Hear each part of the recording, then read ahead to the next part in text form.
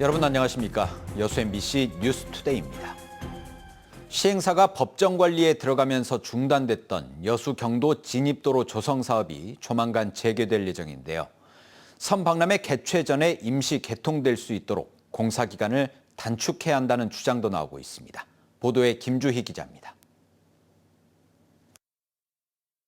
지난해 9월 본격적으로 시작된 여수 경도 해양관광단지 진입도로 개설 사업. 여수시 신월동과 경도를 해상 교량으로 잇는 이 사업은 지난 6월 멈춰버렸습니다. 사업 시행사인 남양건설이 광주지법에 법정 관리를 신청하면서 건설 자재 수급 등 차질로 중단된 겁니다. 상당 기간 차질이 불가피할 것으로 예상됐던 연장 1.35km 구간의 여수 경도 해양관광단지 개설 사업이 최근 극적으로 돌파구를 마련했습니다. 공동 도급사인 금광기업이 남양건설 지분을 전량 양도받기로 결정하면서 이르면 이달 중 사업이 재개될 수 있을 전망입니다. 현재 종합 공정률은 20% 수준입니다. 광양경제청은 당초 계획대로 오는 2026년 말까지 준공할 수 있도록 관련 공사를 서두를 것이라는 의지를 밝혔습니다. 지금 이제 공사가 재개가 되면 지금 이제 금광기업에서 공정 계획을 재수립하게 됩니다. 그래서 4, 5개월 동안 이렇게 부진했던 공정을 만회할 계획을 지금 수립 중에 있습니다. 지역사회 내에서도 크게 반기는 분위기입니다. 여기에 더해 여수 세계 선박람회가 막을 올리는 오는 2026년 9월 전에 경도 해양관광단지 진입도로를 임시 개통이라도 할 수 있도록 공사에 더욱 속도를 내야 한다는 주장입니다. 그 기간이 한 3개월 차인데 그 3개월 안에 임시 개통이라도 해서 관광객이 불편한 점이 없으면 좋겠습니다. 남양권 해양관광 중심 도시 여수의 새로운 핵심 관광 콘텐츠가 될 여수 경도 해양관광단지의 핵심 교통 인프라 조성 사업이 이번엔 순조롭게 추진될 수 있을지 주목됩니다. MBC 뉴스 김주희입니다. 공군이 제4회 마리안느 마가렛 봉사대상 수상자를 선정했습니다. 간호부문 수상자에는 아프리카 케냐에서 무료 급식과 방문 진료 등의 봉사를 하고 있는 정춘실 진료소장이, 봉사부문에는 전국 대학교와 고등학교 30여 곳으로 구성된 한국 헤비타트 학생동아리 CCYP가 선정됐습니다. 이번 봉사대상은 마리안느와 마가렛의 봉사정신을 이어가기 위해 마련됐으며 시상식은 오는 29일 소록도에 있는 마리안느 마가렛 나눔연수원에서 진행됩니다.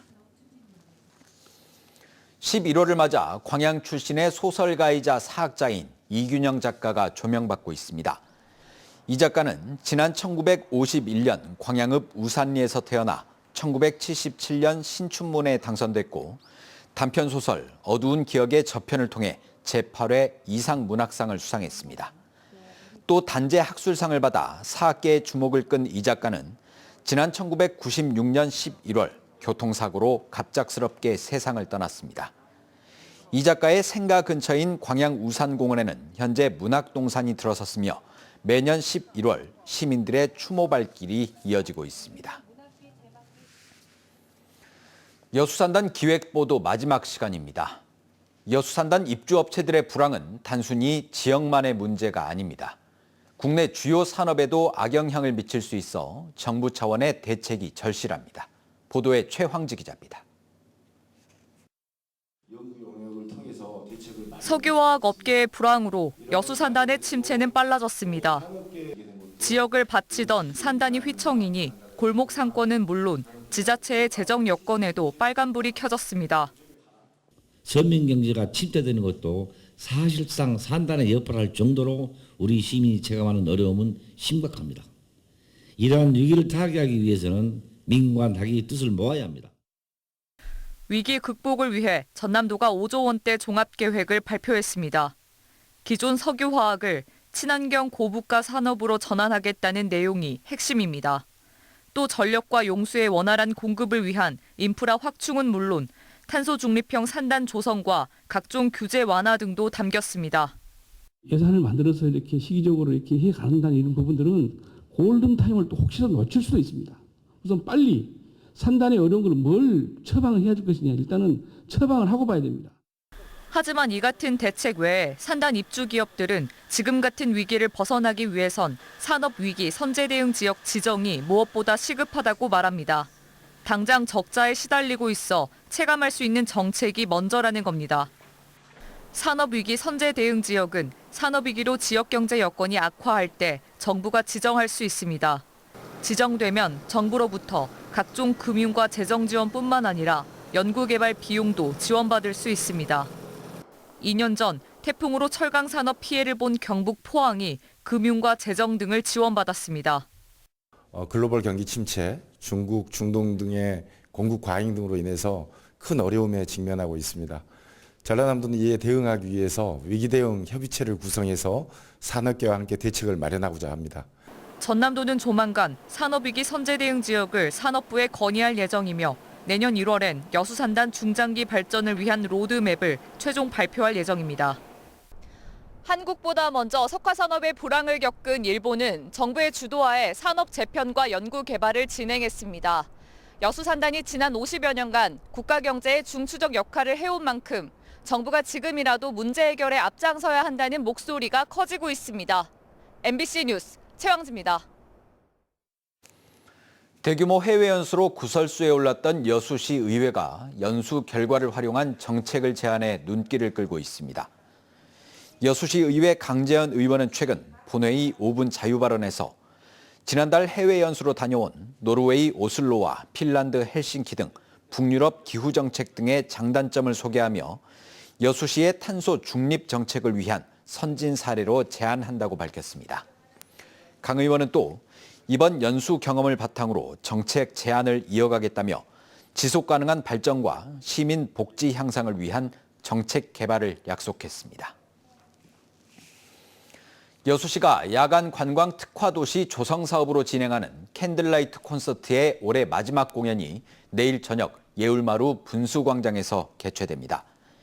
이번 공연에서는 수천 개의 LED 촛불로 장식된 특설 무대와 예술의 섬 장도, 선소대교를 배경으로 미녀와 야수, 겨울왕국 등 친숙한 영화음악과 클래식 등이 65분 동안 선보입니다. 여수시는 바쁜 일상에서 벗어나 가을밤의 여유와 감동을 만끽할 수 있다며 앞으로도 고품격 야간 관광 콘텐츠를 선보이겠다고 밝혔습니다. 고대인들의 장례 의식 등을 엿볼 수 있는 전시 행사가 국립광주박물관에서 진행되고 있습니다. 유물 240여 점 가운데 국보급 유물도 만나볼 수 있다고 합니다. 박수인 기자가 소개합니다. 하늘과 땅을 오가는 새를 고대인들은 죽은 자를 하늘로 인도하는 안내자로 여겼습니다. 그래서 죽은 자의 무덤에 흙으로 빚은 새의 형상을 함께 묻었습니다. 반려견으로 보이는 동물 형태의 토기와 술잔 모양의 토기를 함께 묻기도 했습니다. 해남의 무덤에서는 답을 짓는 부뚜막 형태의 토기가 발견됐습니다. 당시 사람들은 죽어서도 그 삶이 계속 이어진다고 생각했던 것 같습니다. 그래서 그 사람이 생전에 사용했던 것, 그런 것들을 무덤에 넣어서 죽은 후에도 계속 사용할 수 있게끔 했던 것 같습니다. 고대인들의 장송 의례와 내세관을 엿볼 수 있는 상형 토기와 토우 장식 유물 240여 점이 국립광주박물관에 전시됐습니다. 어린이 손가락만한 크기의 흙인형 토우는 신라 무덤에서 발견되는 독특한 부장품입니다. 악기를 연주하는 사람과 사냥하는 사람, 표범과 거북이 등 다양한 동물 문양의 토우가 죽은 자의 영원한 여정을 동행했습니다. 투박해 보이지만 사실적으로 묘사된 토우는 고대인들의 생활 모습과 함께 죽음 이후에도 편안한 삶이 계속되기를 바라는 의식을 담고 있습니다. 관람객들이 슬픔이라는 이 원초적인 감정에 대해서 깊이 공감을 해보셨으면 좋겠고, 그리고 고대인들이 이 죽음이라는 것을 긍정적으로 받아들이려는, 그리고 새로운 삶의 시작이라고 받아들이려고 하는 그런 태도를 한번 느껴보셨으면 좋겠습니다. 삶과 죽음, 부활의 상징으로 가득한 국보 토우 장식 항아리와 신라의 피에타라 불리는 자식의 죽음을 지키는 여인상은 토우 유물의 백미로 꼽힙니다. 고 이건희 회장이 기증한 말 모양 상형 토기를 찾아보는 것도 전시 관람의 재미 가운데 하나입니다. MBC 뉴스 박수인입니다. 국내 외국인 유학생이 해마다 증가하고 있습니다. 이들이 낯선 환경에서 잘 적응할 수 있도록 한국의 전통 문화를 체험하는 행사가 지역에서 열렸습니다. 김규희 기자입니다. 멋들어진 한옥 처마 아래 관광객 50여 명이 옹기종기 모였습니다. 베트남부터 태국, 미얀마까지 외국인 유학생들도 눈에 띕니다. 각 시군 문화도시센터에서 서로의 문화를 나누고자 마련한 문화교류 탐험대 프로그램. 올해는 참가 대상을 다문화가정과 외국인 유학생으로 넓혔습니다. 이 해외에서 교환 학생으로 오신 우리 친구들이 진도에 오면 다른 지역에서 볼 수 없는 그 그림의 독특한 남종화의 특징이랄지 민속, 소리 이런 거를 같이 접할 수 있는 그런 기회가 됐으면 좋겠습니다. 조선 말기 동양화의 한 종류인 남종화의 대가 소치 허련 선생의 화실을 방문해 한국의 자연 풍경을 담은 작품들을 감상한 유학생들. 웅장하면서도 여백의 미를 살린 고유의 산수화가 낯설면서도 신기할 따름입니다. Hôm nay tôi đến đây gặp được rất nhiều người Hàn Quốc rất tốt bụng và tôi đến đây ngắm nhìn được phong cảnh rất đẹp và cảnh vật Hàn Quốc rất là xinh đẹp.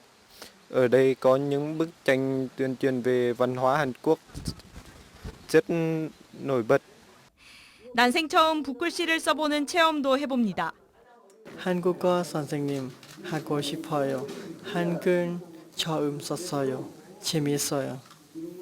외국인 유학생들은 수묵화와 서예, 판소리 등 다양한 전통 예술을 보고 들으며 한국인의 정서와 문화를 익혔습니다. 한국에 머무는 외국인 유학생은 모두 20만 명으로 해마다 늘고 있는 상황. 학업을 넘어 취업과 이주까지 고려하는 유학생이 늘면서 이들을 포용하기 위한 여러 시도가 이어지고 있습니다. MBC 뉴스 김규희입니다.